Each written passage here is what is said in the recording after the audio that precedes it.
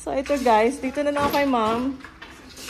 Paalam na lang uli ako. So, ayan guys, ang pag-weave. Ganyan pala yan.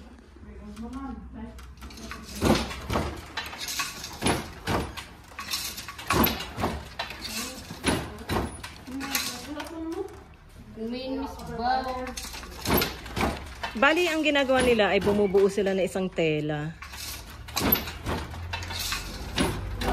Tapos, tatabasin para sa paggawa ng mga bags.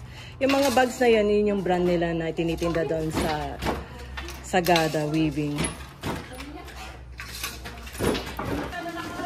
Ito pa. Tutok natin ng konti para mas kita kung paano yan ginagawa.